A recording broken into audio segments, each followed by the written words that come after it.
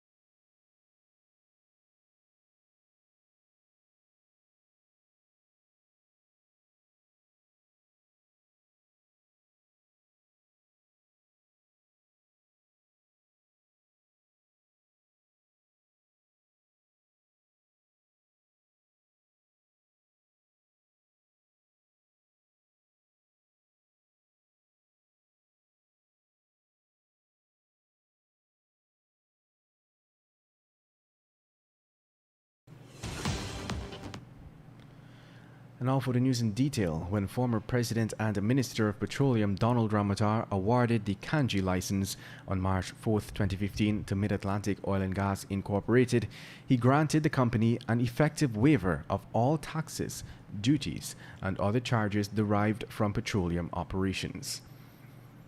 The provision lists a few exceptions to this stipulation, including a few taxes, charges, and fees. However, the contract later notes that any and all rentals, taxes, levies, charges, fees, contributions, and any other assessments and charges levied by the government in connection with the petroleum operations and paid directly by the contractor are cost recoverable, meaning Guyana has to repay every cent. In other news, Chinese contractor China Harbor Engineering Company continues to display blatant disrespect to the governing administration. The company has not yet submitted the revised work plan for the Chedijagan International Airport, $150 million plus renovation project, after being given a 5-day deadline back in August. That deadline was granted by the Ministry of Public Works since August 28, after a visit by President Irfan Ali. However, when asked yesterday if the contractor met the deadline, the Public Works Minister Juan Edgel answered in the negative. Let's tell you now that Guyana's law enforcement agencies were placed on high alert yesterday after a man brandishing what appeared to be a toy gun stormed the residence of Chief Justice Roxanne George Wiltshire and confronted two police ranks stationed there. Police detailed that around 2 p.m., the two officers were on duty when one left to use the washroom facilities and the other was pounced on by the suspect.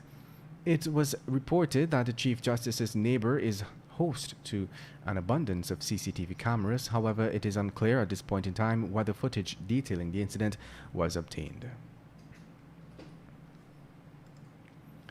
Let's tell you now that for new and emerging producing states, it is advisable that policy leaders put in place strong criteria which would be used for assessing companies interested in oil and gas blocks, says Chatham House, a non-governmental organization based in London since 1920. According to the International Advocate for Transparency and Good Governance, it is critical for governments to establish strong pre-qualification criteria, since such a mechanism would help to weed out companies that do not have the capacity to carry out the work programs for exploring such assets. In fact, Chatham House stressed that having a pre-qualification criteria is actually more likely to result in the most qualified company being selected to explore and develop the oil or gas block. In other news, there is minimal to no risk of an oil spill from the Nabarima FPSO vessel or oil vessel, which was reported to be listing off of the Venezuelan coast last week. This and other details were shared today by Guyana's Civil Defense Commission. The CDC indicated to the press that based on assessments conducted by Trinidad and Tobago, the efforts to relieve the vessel of its 1.3 million barrels of oil cargo, as well as the ongoing remedial works being conducted, there is minimal risk of an oil spill in the Gulf of Paria, a stretch of water between Venezuela and Trinidad and Tobago. In other news, 2 of the 3 murder suspects that recently escaped from the Lusignan prison, East Coast Demerara, were today recaptured and placed back in custody, where they are assisting with the investigation into the circumstances surrounding their escape and being processed for court. According to a release from the prison services, swift and tactical action by members of the joint services acting on information received resulted in 20-year-old Matthias, that should be Alex Matthias, and 19-year-old Arnold Bruce Kennedy, along with, that should be 19-year-old Arnold Bruce Kennedy, my apologies, were caught. However, the third murder suspect, Mark Rufino, age 25, a laborer of Perica Facade, East Coast, Essequibo, is still at large. Meanwhile, the Ministry of Home Affairs is moving to develop a rotation system for bus drivers at the Stabroek area. The initiative falls under efforts by the ministry to ease traffic congestion within the area. The matter was discussed during a meeting held on Wednesday at the St. Stanislaus College, which saw attendances by minibus drivers, vendors, and others. The purpose of the meeting was to discuss a string of issues like road safety and congestion at the Stabroek Market Square. Minister Ben said that the ministry will be looking to improve transportation and congestion issues at the Stabroek Market Square. And that brings us to the end of this evening's newscast. I am Kevin Smith. Thank you for listening. Coming up next is the National Outlook with G.H. Gilal.